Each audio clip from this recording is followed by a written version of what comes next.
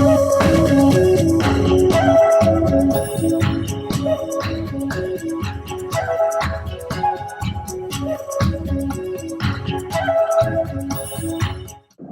to the Oracle TV pop-up studio here at the Mind, Body, Spirit London Wellbeing Festival. We're having the most incredible time.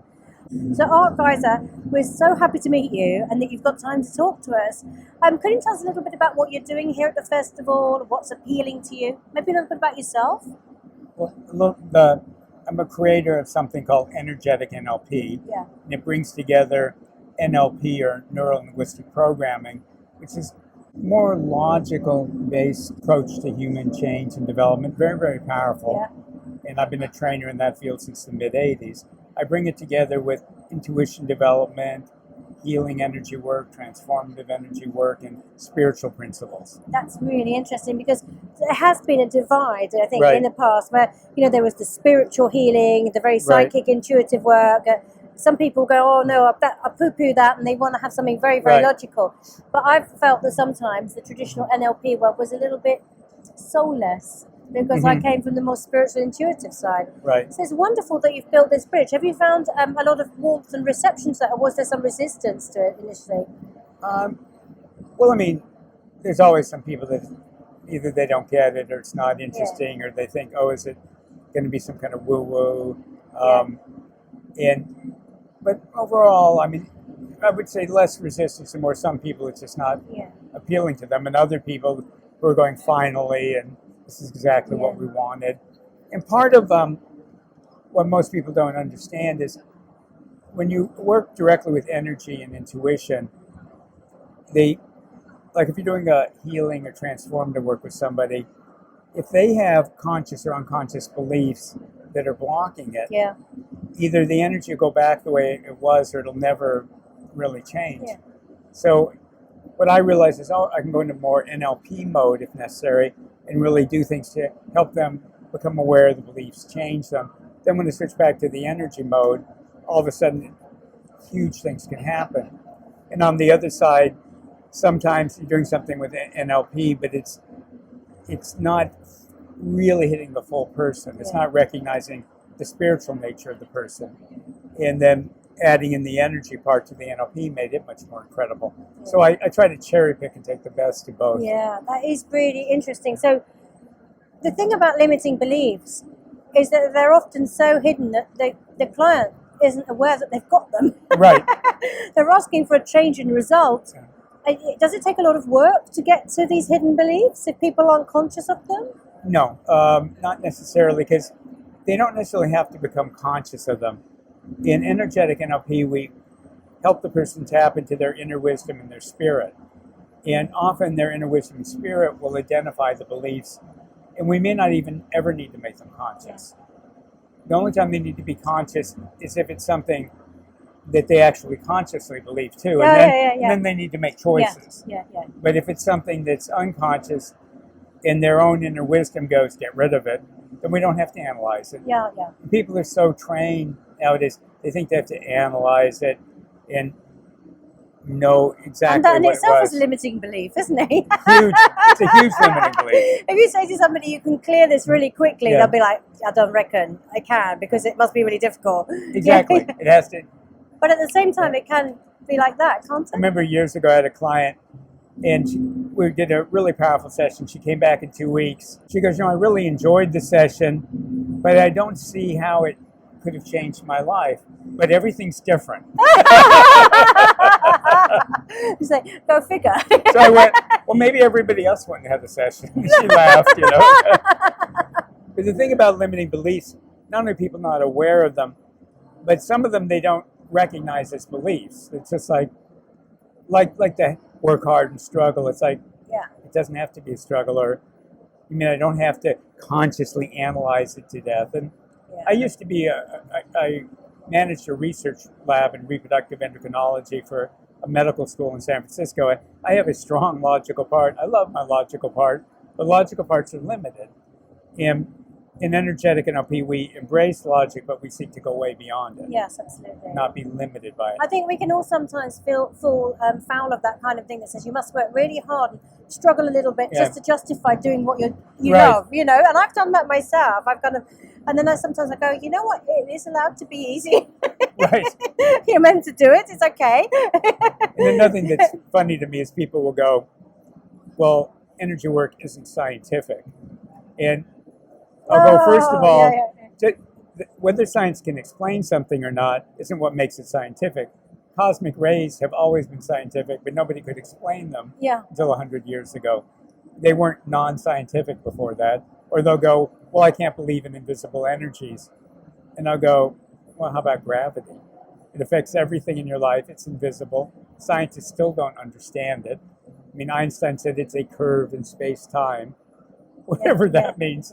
And yet, gravity affects everything in our lives. So why would they assume there aren't other invisible energies? I think there's nothing unscientific about it. I think sometimes we fall foul of people's understanding of terminology because we're really in a growth industry here, aren't we? We are. So we find that there's certain buzzwords that get bandied around, like energy, quantum, or all sorts of various things, and people can apply them very liberally.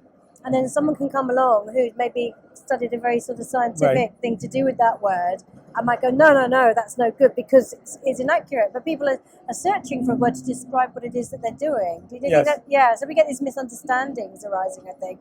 Yeah, I used to laugh years ago. I studied with some, I always used to study with, but I worked with some really powerful Hindu masters at different times. Yeah. And often when they would talk about science, I'd go, oh, please don't talk about science, because they wouldn't really understand it, and if you were into science, the explanation didn't work. It's like, just don't even go there. Just don't even, save that for somebody who knows a little more about. And it's okay if you don't know about everything. Yeah. Yeah. There are scientists who can explain it. So when you're working with people, is it on a one-to-one level, or do you work with a large audience, or how do you help people? I do in-person workshops. I do a lot of tele-workshops and video workshops that are over the internet. Yeah. And there's a term actually in physics about some energies are non-local, and meaning they're not in one place, they're every place. And the healing energies that I use are non-local. So my normal clients are thousands of miles away from me, and sometimes on the complete opposite side of the planet. And it doesn't make any difference if they're sitting right here or we're over the phone or internet. I mean, it's fun to be in person, but the energy is every bit as powerful. And one of the things I teach people to do, because I do a lot of training programs, is everybody can do remote energy work. It's not this mysterious gift that a few of us special people are born. Everybody can do it.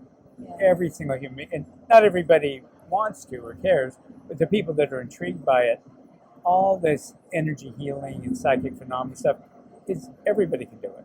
So the only boundaries really are the limitations we put on ourselves. Right. Well, the limitations we put on ourselves, but the other thing, going back to what NLP didn't include, is in NLP we treat everything as if it's yours. Everything's your conscious or your unconscious, your programming. Well, energy contains information. And if that sounds odd, you can hear me because my mouth is making energy go to your eardrums, and you reinterpret it. My brain's interpreting it, yes. Exactly, and people will watch this through, it's being recorded on the video, which is energy. It'll be transmitted through energy. When you read a book, it's the energy of the light that you're reading. So energy contains information. Yeah. And people absorb energy from other people. They also absorb their emotions and their thoughts. And one of the clues for this is sometimes people go, I've always just felt anxious my entire life, or I felt something my entire life, and I've gone to therapy and stuff, and I've done this and that, and it gets a little better, but I can't get a handle on it. Well, almost always that means it's not your energy. And the reason you can suppress it, you can deal with it, but you can't heal it. But energetically you can get rid of it. And that's a lot of what I do with people. Yeah. So often people go, I don't know what's wrong with me, or why can't I make a decision? Why do I feel out of sorts? Why do I feel like I don't belong? Yeah. And it's because they've absorbed other people's energy. And you start doing it when you're in your mother's womb. Yes. And your whole life, or in our whole lives, we're absorbing energy. And so it's such a revelation to people when you go, I'm not dumb or stupid or broken. that just never was my stuff. And that's why I can't solve it. It's not my problem. And it's just a delight to see people go, oh, all of a sudden it's different, you know. Oh, wow. So what are you going to do with your trip over here? I mean, are you going to kind of travel around a little bit more? Or? Well, I taught a 2-day workshop last weekend and taught workshops here. And I'm going to spend a couple of days with friends and relax around and then just go back home. But where is home? Oh, California. Okay. I live part-time Los Angeles, part-time San Francisco. Yeah, lovely. And I really like it. But I've been coming here for many years. First, I came here to work with corporations on leadership and team development. Yeah. And now I come here to do this work. And I come about 5 times a year. So sometimes I tourist around. Other times I act like, oh, I'm a local. Well, I think you are. You know, and if people want to get in touch with you and find out more about, you know, training with you, being healed with you, maybe kind of having your download courses, what can they do? Where do they need to go? Well, tell the viewers. Okay. There's 2 websites you can go to. My website, the easy way to get there is, it's called energeticnlp.com, but you can just do ENLP, the number 7.com. So lucky 7, ENLP, the number 7.com. We'll get my website. My sponsors in the UK are Solar Events, and they're at solar-events.co.uk. And they put on a lot of wonderful programs, some of which are mine. So. Yeah. Well, that's wonderful. Thank you so much for taking the time to talk to us. Well, it's a real pleasure, and I so appreciate what you're doing here at the festival. What do you love, just before you go, what's your favorite bit of the festival here? Boy, there's been a lot of really good things. I've really enjoyed Kate McKenzie's work. What's Aldo's last name? Aldo Raffa. Oh, that's right. You had a reading with Aldo Raffa. He's amazing. How was your reading? Why don't you tell the viewers? Because we're making some promotional videos for Aldo. Oh, well, I told you the slightly annoying thing is I don't know how old he is. I'm guessing he's 24. He's amazing. I can't imagine how incredible it'd be when he's my age. And he's fun. He comes from the heart. And I teach people to do psychic readings. I'm very particular about it. He's really, really, really amazing. I highly recommend him. Yeah, Aldo, definitely.